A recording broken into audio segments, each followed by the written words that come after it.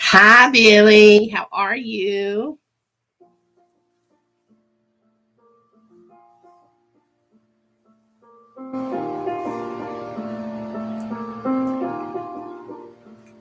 So the book that I said last night, it's not tonight. I got my books mixed up. I'm doing better. Much better. Today the snot factory's working, so pardon me again. And Big Daddy's feeling better.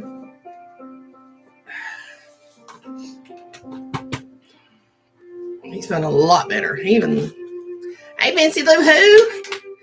Do I have Hulk with me tonight? Hey, Miss Debbie, how are you?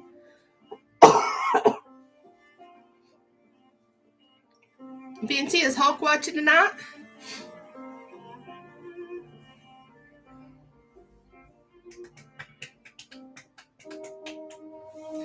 Y'all, it's the cutest thing. Vincey's great nephew is just a toddler. He's just a year old. And he was watching last night. She took pictures of him while he was watching. And every time I would change my voice, he would make a face. He thought that was the greatest thing. Debbie, I'm alive. That's saying a lot nowadays. Because I thought I was dead for a couple of weeks there.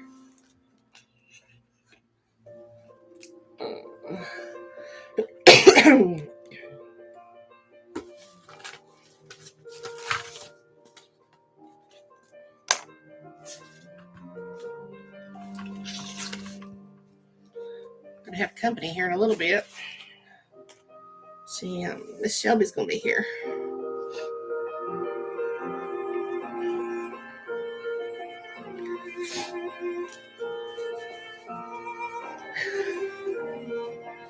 Y'all, I have this new stove, and it's one of those that's got the acrylic tops. It's all electric. Nothing special. It's not convection or anything like that. It's just a regular oven and a stove, but it's got the acrylic top. Excuse me. Well, I decided I was going to cook biscuits in it tonight. It's the only second time I've cooked that in the oven. Cooked the DiGiorno pizza last week.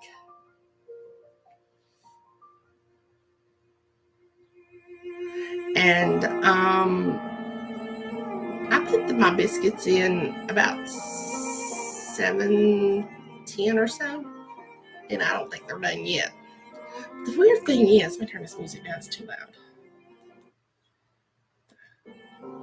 But the weird thing is, it's got an eye on the top. There's not one on the bottom. So I'm trying to determine how to cook again. I don't want to cook no more. But yeah, I made Mike's cutting up some sausage, and then he went to go get eggs out of we're going to have breakfast for supper. And he went to get eggs out of the fridge, and he forgot to go by the grocery store today when he was out. I have no eggs. I said, I'll fix some biscuits. So I got in there and whipped up a pan of biscuits. They ain't pretty, by the way, because I was trying to not be messy about it. So they ain't pretty, but if you want pretty biscuits, I'm going to mess up the whole thing. All right, y'all ready? It's 8:11. So, Debbie, in case you didn't know, Ori is Nina. And she was wanting to know if Miss Madison's going to be here tonight. So, all righty. So tonight's book is called 3 Little Words of Friends to Lovers, with my favorite tropes. Friends to Lovers high school romance. Oh boy, here we go. Let's go back in time now, girls. Remember those days? We cried over everything, and everybody hurt our feelings, and we got mad at everything, and so, and we thought we were in love every other day with a different boy every other day. Alrighty, so prologue. I don't know to tell you, this is by Madison Park. Prologue. Aubrey. Walking through West End Prep School's hallways this year is going to be the biggest challenge of my life. One thing people don't know about rich kids is the more money your parents have, the more of an asshole you are. And in this school, just about everyone holds that title. I've had enough of the snooty, drug-addicted, alcohol binging, more money than the Kardashians, I'll screw anyone I want attitudes. This year, I'm backing away from the typical and trying to find the impossible. This year, I'm backing away from the typical and trying to find the impossible me. I'm happy to hang with the same crew I've been friends with since childhood. We all live at 30 Park Place, except for Preston. He's super rich. We do everything together. I thought this year was going to be easy, but my friends are refusing to let me work on my self-discovery. I'm Aubrey Graham, the girl with the blue-green eyes and dirty blonde hair I inherited from my beloved grandmother. Of course, this has me pinned as a supermodel, rich, stuck-up, typical socialite super girl. Everything I'm not.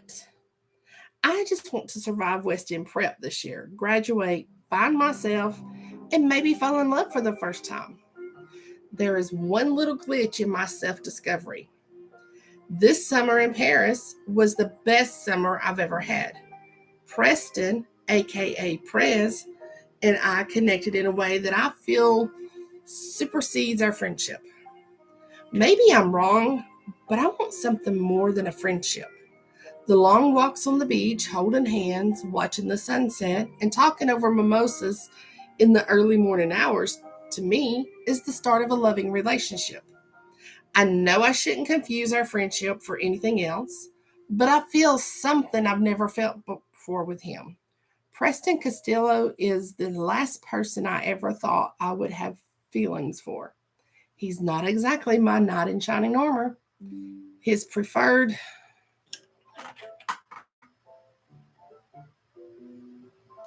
No, thanks.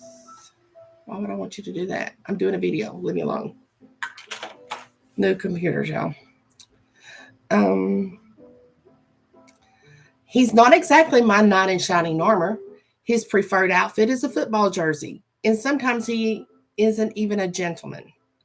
All the girls swoon over him, and he could care less. He's never had a girlfriend, quote unquote, at West End Prep, but he's had tons of girls, if you know what I mean. I'd say right about now, all I'm worried about is if he feels the same way about me. Makes you wonder what a ton of girls is. If he's 18, say he's 18. I don't know. I didn't read that, but 17, 18 years old. How many girls has he had? Preston, West End Prep. We own it. Yep. We rule the school, and this year we're seniors. I'm not going to lie. I lack nothing, and I own everything. My parents are hella rich, and when I woke up this morning, a Lykan Hypersport car was sitting in front of my house, waiting for me to drive it to school. Being a senior at West End Prep equals brand new car. Brand new car equals stupid, immature girls ready to do anything that equals hot, steamy nights and no strings attached. Nothing has changed since freshman year. I'm an A student and smart as hell. I smoke weed, drink, and act like an asshole sometimes. My friends are the only ones I can count on. They all live in 30 Park Place. I'm the only one who lives in Central Park West in a $47 million home. Money and women. They're what my father lives for. I can count on my boys and even the girls sometimes, but never my father. I'm Preston Castillo. My close friends call me Prez. 6 foot tall, known for my signature mop of black hair hanging over my eyes, golden skin, and light green eyes. I own West End Prep, but this year I want to do more than rule the school. I'm looking for something new. I'm not a kid anymore. There's more to life than money, fast cars, and easy girls, but I'll take it for now. Following in my father's footsteps and taking over his $1 billion business one day is my goal. I want it all. Chapter 1, West End Prep, Preston. New year, new girls. West End Prep. The red bricks are meticulously aligned, and the gray paint of the mortar in between is thick and dark. I knew something was different about the outside of my kingdom. The building got a makeover. The outer surface of the building is covered with welcome back signs flapping in the wind.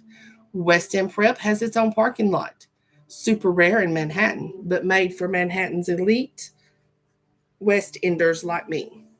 I drive up and park my Lycra in an assigned handicap spot, knowing damn well I'm not supposed to. Opening the door to the car, I'm immediately accosted by security. Mr. Castillo, you know you can't park here, right? Eric, the school safety officer, states. How about you park this baby for me? I bribe, shaking the keys in front of his face. He glances around the parking lot and grabs the keys from my hand. Sure thing, Preston. Just don't do it again, he demands, giving me a wink. He opens the door for me and I step out of the driver's seat in my very expensive blue jeans. My jeans cost more than Eric's entire security wardrobe, including his undies, socks, and shoes. Walking toward the building, Chase and Blaine are waiting on me on the front steps. Dude, you're late, Chase complains. Chase is one of my best bros and the calmest one in the crew. He's 5'11", has chiseled cheekbones, a dimple on his chin, blonde hair, and hazel eyes. Not only is he one of the smartest guys at West End Prep, but he is also fierce. He has a trail of girls following him, and they flock to him every day like he's Jesus. He doesn't have a care in the world and doesn't even have to study. Smart as hell. He looks forward to getting high and spending his parents' money with his private drug dealer on speed dial, and is the son of a prominent psychiatrist on the Upper East Side. He's super close with his family and wants to work for his father after he graduates. What's the rush? The same walls, the same boring chatter. I shrug. Do you have any weed? I ask. I got some grade A shit right here in my lucky pocket. Chase chuckles. Why didn't you pick us up in your new ride, Prez? I was late, remember? I'm done with the hard drugs. I'm not doing coke anymore.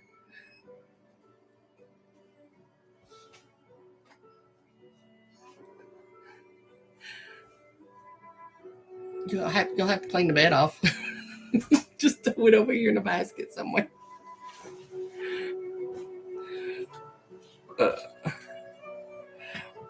I was late, remember? I'm done with the hard drugs. I'm not doing coke anymore. I'm slowing down. Besides, I have to be a role model for Beanie. My little brother had the runs this morning. He always gets nervous when he has to go to school in the morning. My father made him some Puerto Rican concoction to make him feel better. What do you call that again? Santeria? Blaine questions with a smirk. Jesus, you're such an ass. That's black magic. Besides, my father only uses Santeria when he wants to kill off one of the competitors or friends of mine who are getting on my nerves. I sneered, tilting my head to the side like Michael Myers. Let's move on. Where's Lawrence? Chase asked. I glance over the crowd of girls near the flagpole. Hey, Lawrence, get your ass over here, Blaine shouts. Lawrence turns and shakes his head, giving Blaine the finger. He wraps his arms around Victoria and kisses her on the cheek, then whispers something in her ear. She smiles, then places her arm around Aubrey and walks toward the back of the school. There's sausage and biscuits in there.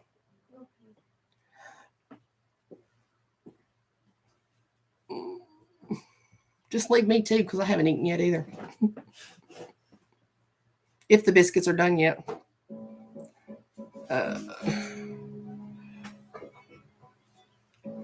What do you want, idiots? Lawrence utters playfully. Lawrence is my best friend. He listens to me bitch and moan and never says a word. You ain't getting any, Nina. You ain't been a good girl. My computer just did. Lawrence is my best friend. He listens to me bitch and moan and never says a word. His girlfriend, Victoria, keeps him grounded. She's not your ordinary thin model type girl. We have too many of those at West End Prep. They're the product of anorexia and bulimia, striving to be something they're not. Victoria is thick and is sometimes called by some of the guys at school Thick Vic. Y'all, I'm screwed. I just threw my glasses on the floor. Shelby, can you see my glasses down under the... Probably get them from the front. There they are. Sink them in.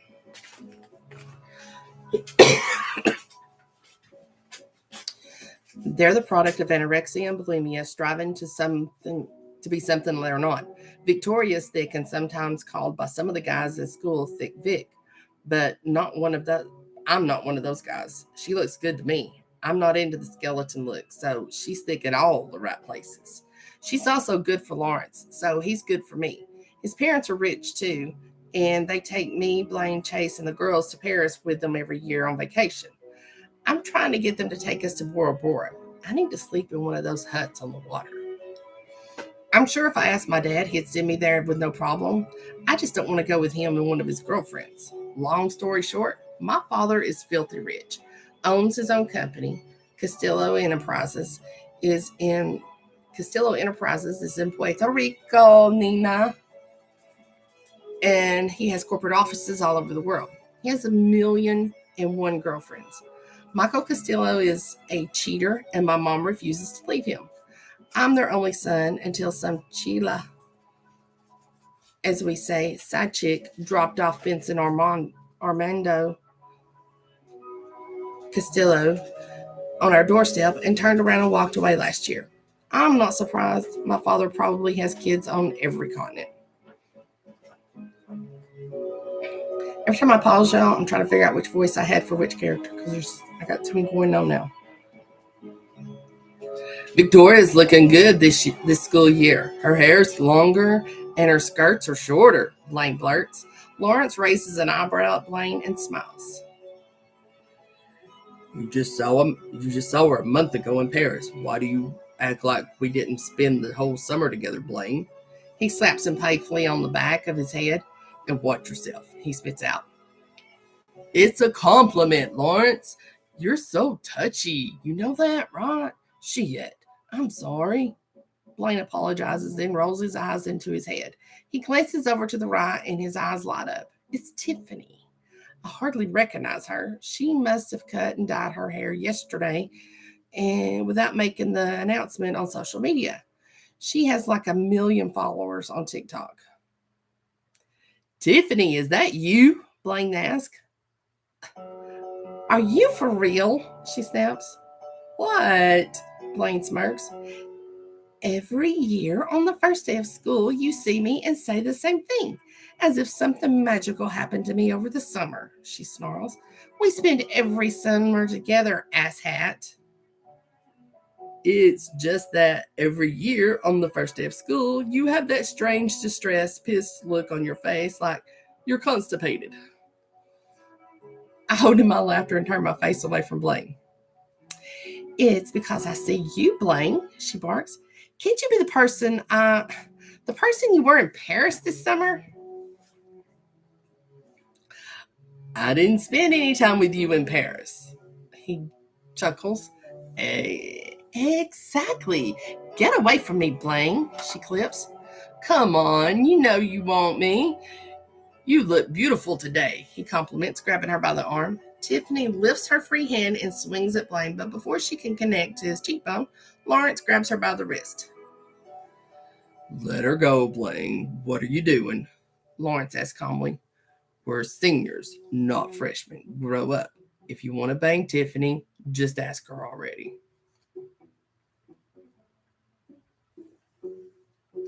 I'm trying, he glares at Tiffany. Don't you have your own girl to worry about? Blaine growls. Blaine releases her arm and Lawrence releases her wrist. Tiffany huffs and walks away. Now, why did you do that? You know she doesn't like to be touched, I reminded him.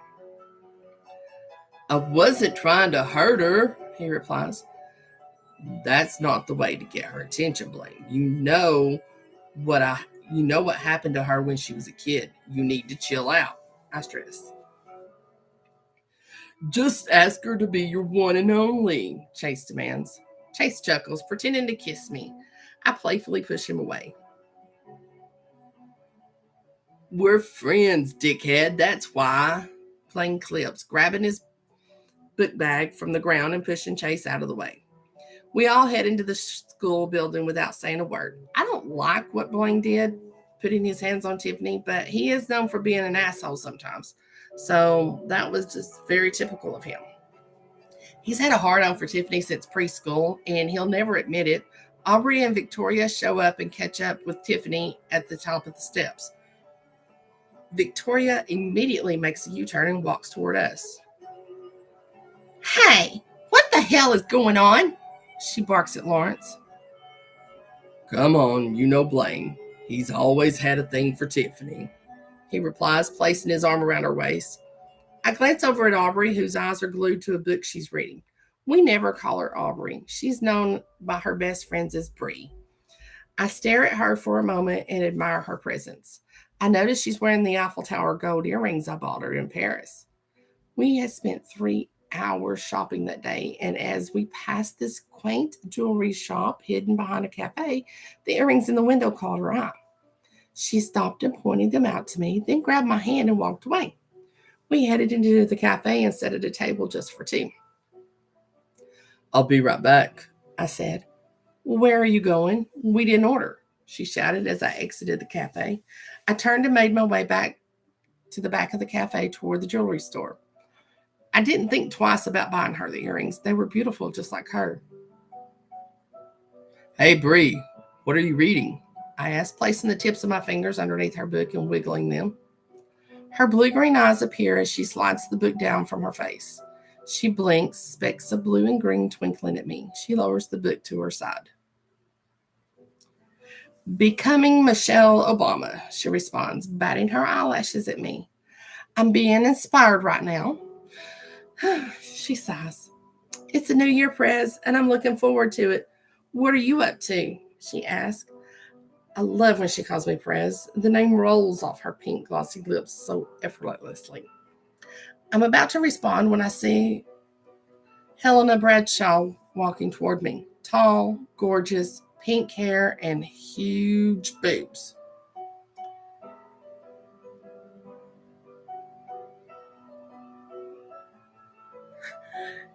Hey, Prez! Hola! She shouts, her boobs bouncing up and down in perfection. Distracted, I forget Bree is standing in front of me. Bree's eyes shift from me to Helena, who smashes her breast against my chest and is pawing all over me. Time to go, Victoria. We have to go to class. Cheerleading practice is this afternoon, Bree reminds Victoria. See you later, Prez. She chuckles.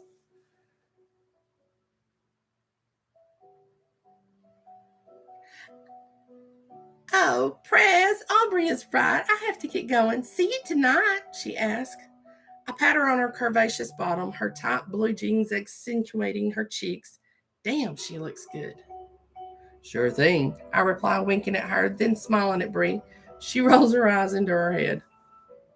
Some things never change, she mutters. I'll see you later, baby, Lawrence tells Victoria. The girls walk away and I watch as Bree's hips sway back and forth. She has a killer body, curves in all the right places. She's also the captain of the cheerleading team. I spent a lot of time with Bree over the summer in Paris, and we had a really good time. Now we're back in school, and I don't want to think about this summer.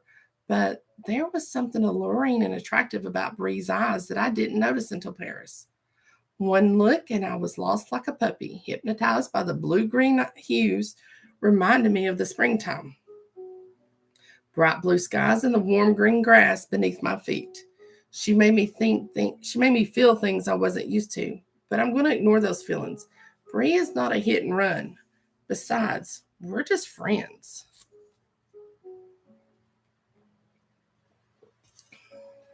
What are you thinking about, Lawrence asked. Why don't you finally ask Bree out on a date? Hey, Stephanie. Maggie, how are you? Welcome, girls.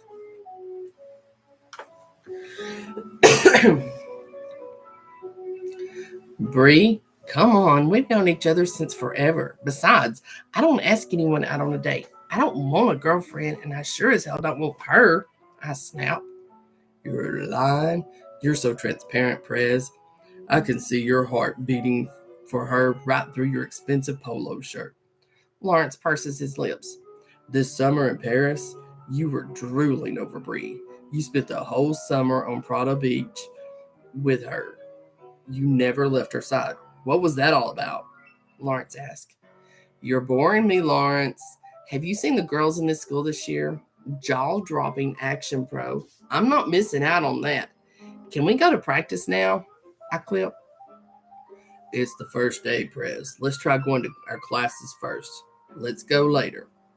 Lawrence grabs me by the neck playfully. Chase follows. My new schedule isn't the greatest, and I'd rather be playing than studying my ass off. I don't want to start practicing late like we did last year. We lost to our competitor, I don't know what this is, Lola, and I don't take that shit lightly. Why are we here, Prez? I'm not in the mood. Lawrence huffs. Because Miss Chatham sent me an email longer than my fucking arm. She's pissed that we lost to Lola last year. If it can't happen again. I place my arm around his shoulder as we head into the locker room and dress into our practice football gear. We never use our brand new uniforms to practice. That's unheard of.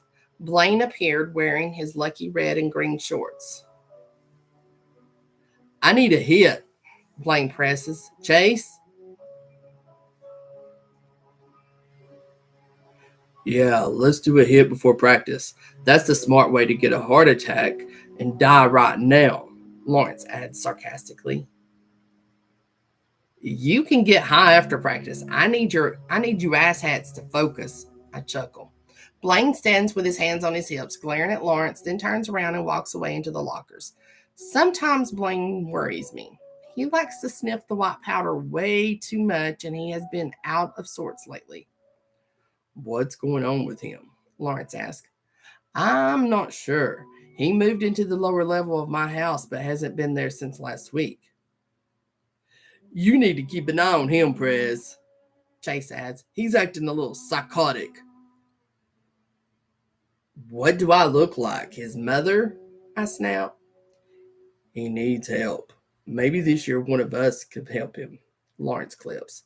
I narrow my eyes at Lawrence. We've tried to get him help every year for the last 3 years when he was a straight up pothead. Now he's hitting the hard stuff. His mother was always too busy for him, and his stepfather was just a heartless bastard and still is. I'm doing what I can, I snap. Let's play. Everyone dressed in 5. Move it. After practice, Blaine sits on the bleachers. He pulls out a joint from his pocket and lights it up, staring at the orange and yellow flame as if he has never seen it before. Chase comes over with a little white bag from heaven and offers it to Blaine. Blaine shakes his head. No? Chase asked incredulously. No, I'm too anxious right now. I need to calm down. Chase shrugs his shoulders and places the bag back in his pocket and sits next to us on the bleachers. Bro, are you okay? I ask. No, my mother's divorcing that dickwad. I hate my stepfather, but my mom is freaking out. He confides, then inhales and blows out a trail of smoke in the air. She really loves him. He passes me the joint and I slip it between my lips. I take a drag and inhale, blowing out the smoke from the side of my mouth. So, what do you plan on doing? I asked, passing the joint back to Blaine. He grabs it, taking in a long drag, then blowing out the smoke in circles into the air. We're supposed to be moving out into the new townhouse in Tribeca. He shrugs his shoulders. She refuses to give up the lifestyle, so we bought her the most expensive townhouse on Collister Street. I nearly choke on my saliva. Bro, that's a $12 million house. It's only you and Becca. Actually, my sister's going to live with him. He lowers his eyes to the ground, inhaling deeply, trying to compose himself. What? Why? I ask, placing my hand on his shoulder. You love that little girl. I don't know. He said that would be the deal, Becca or the house. I shake my head. I know how close Blaine and Becca are. It doesn't make sense. So your mom chose the house? I ask incredulously. Blaine glances up at me, his gray eyes hooded, the weeds sailing into his bloodstream, forming tiny red veins on the whites of his eyes. He's fine, and I know he doesn't want to talk anymore. My mom made paella, so wait a minute. My mom made, is it paella? Nina, Paella? Paella? Let's go home and eat, I suggest. I got the munchies. Let's get some junk food before we head out, Blaine counters. Are you joining us, Chase? Hell yeah, I love paella. Chase jumps up from the bleachers. Where's Lawrence? I ask. Where else? Up Victoria's ass, Chase jokes, placing a little white powder underneath his pinky fingernail and snorting it. Your father's a psychiatrist and you're frying your brain. Don't you think you should stop doing drugs? I push. Really? You're lecturing me? He scoffs. Chase places his arm around Blaine's shoulder. He's just as tall as I am and has the face and body of a runway model. He stands tall and strolls the halls of West End Prep as if he were on the runway in Paris. How he plays football is beyond me. You know, Jeannie tutors Becca at my house every day after school. You should come over and spend time with her there, too, Chase reminds Blaine. Jiggly Jenny, how is your sister? Blaine wiggles his eyebrows. Yeah, they're talking a lot.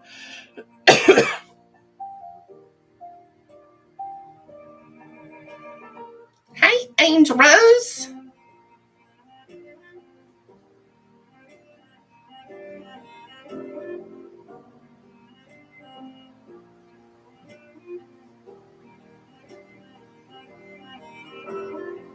Well, hello, Miss Madison.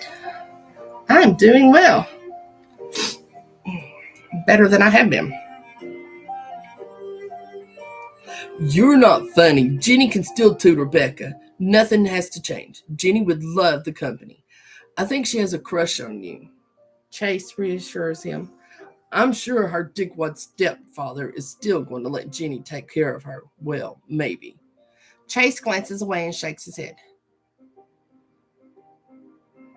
Too bad Jenny's only 13, he jokes, wiggling his eyebrows again. I wish things were different. You know I love Becca, right? I can't see myself living without her.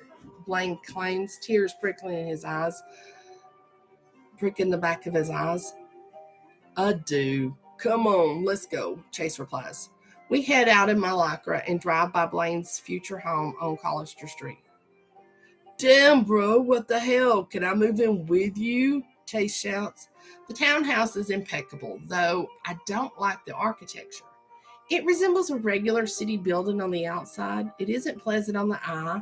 I'd seen the inside of that townhouse a few months ago. My father also dabbles in real estate. Rich bastard. The townhouse is way too big for just Blaine and his mother. His mother isn't interested in anything but money. Now she's leaving Becca behind. This school year has already started off with a bang.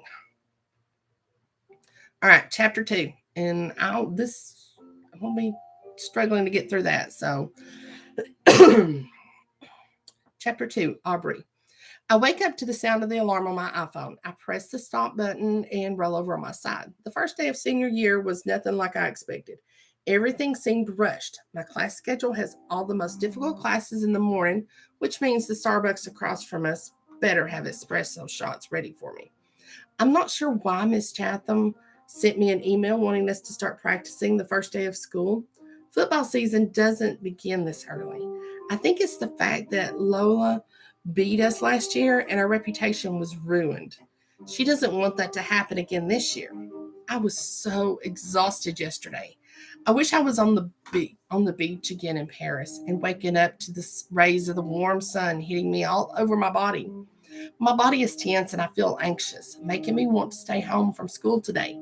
Placing the blanket over my head, I hear a faint knock on my bedroom door. The door opens and I hear footsteps treading lightly toward me. The blanket is pulled off my head slowly. "Good morning," my mother whispers, sliding her fingertips along my cheek. I grab her hand gently, admiring her French polished nails.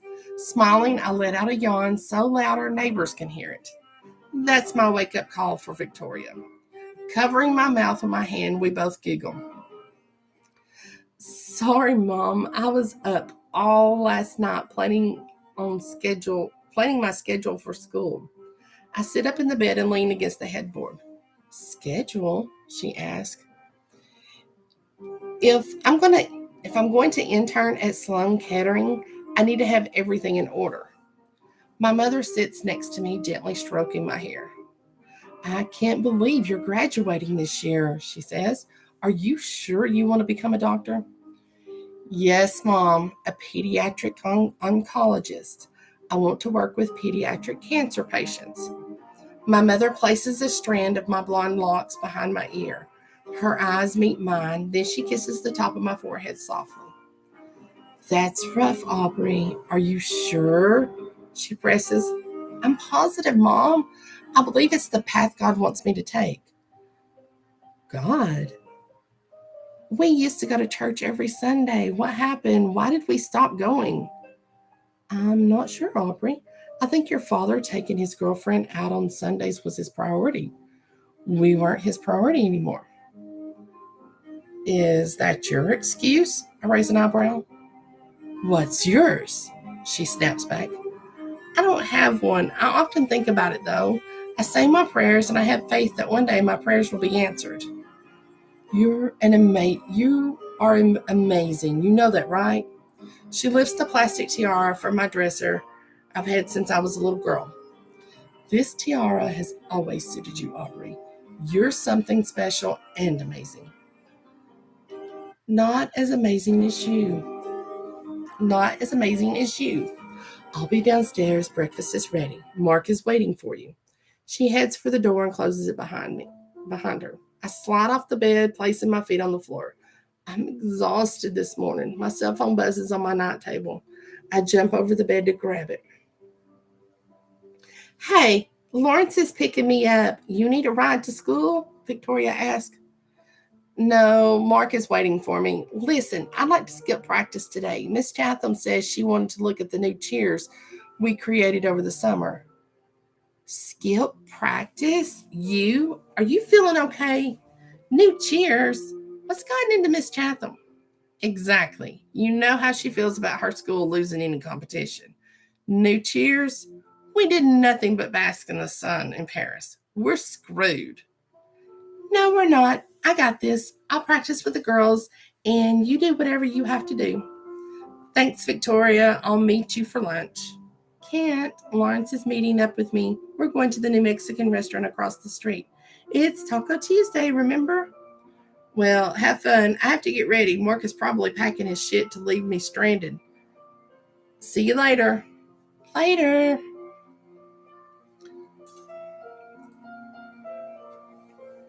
Mark opens the car door and slams it shut. I slip into the passenger front seat and turn my head to face him. "What's wrong?" I ask. "Nothing." I glance his way and raise an eyebrow at him. He places his hands on the steering wheel. "Dad called me last night." "Really? What did he say?" "Nothing you want to hear." What do you mean? He moved. He barks, gripping the steering wheel. Where? Rochester. It's like a 4-hour drive from here. Why are you mad at that? I'm his son, Bree. I mean, why did he just abandon me like that? Just you, huh? He starts the car and presses his foot on the gas. The car jolts out of the driveway, hitting the pavement hard. It's different. We have a bond, or had a bond. You know, man to man. Oh, now you're a man? I question. He looks over at me for a moment, then turns his head to focus on the road. Never mind. He abandoned all of us, Mark, not just you. I know that, but what? I clip. Just never mind. Are you serious? Just forget it. Don't do this, Mark. This isn't about you. Not everything is about you. It's not, Bree. It's really not. I'm just as hurt as you and Mom, and all of a sudden, I'm supposed to be brave, stand tall, and be the man of the house now. Well, guess what?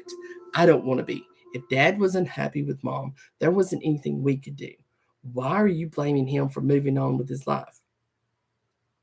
Who the hell am I talking to right now? Who says you have to stay with someone if you're not happy? He's been cheating. If you're unhappy, just leave. He was wrong. I get it. But Mom has to move on. He pulls up in front of the school and presses the switch to unlock the car door. Victoria's standing in front of the school with Lawrence. Wow, words of wisdom. Maybe you should move in with Dad. Maybe. What happened to you, Mark? What happened to us? We used to be so close, I snap. He ignores me and stares straight ahead. Open the car door and close it behind me. I'm not interested in my father's love life or why he left my mother. I'm more worried about Mark and how he's reacting to my father's disappearing act. Victoria and Lawrence greet me as I watch Mark drive away. Where's he going? Lawrence asks. I stay silent for a moment and look over at Lawrence. He's not feeling well. I think he's heading back home. Come on, we'll be late for first period. All right, girls, that's it. What y'all think? Thank you, Miss Madison, for letting me read it. I appreciate that. Y'all need to go. Pansy, you're embarrassing me. I had to come up with another voice. I mean, you only got like 16 males in there. Good thing males are my better voices. It's females I have issues with.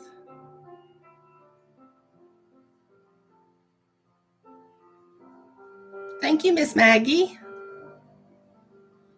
Dang, I need you guys back every live read. You guys are good for my ego. All right, ladies. I need you to have a great weekend.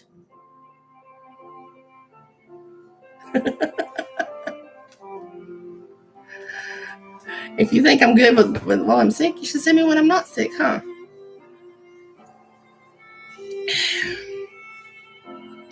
So, unless I get sick again or something happens, I'll be back here next Wednesday at 8:00 Eastern time. So, y'all come on back. Until then, you guys have a great weekend. Get some reading done. Get some rest. It's hot all over if you're in the upper half of the world. So, stay cool. I don't know what's going on below the equator, so I have not been following world news lately. Thank you, Miss Debbie. I'm doing much, much better than I was. I've been sick for about 3 weeks now, so. All right. You guys have a great weekend and happy reading.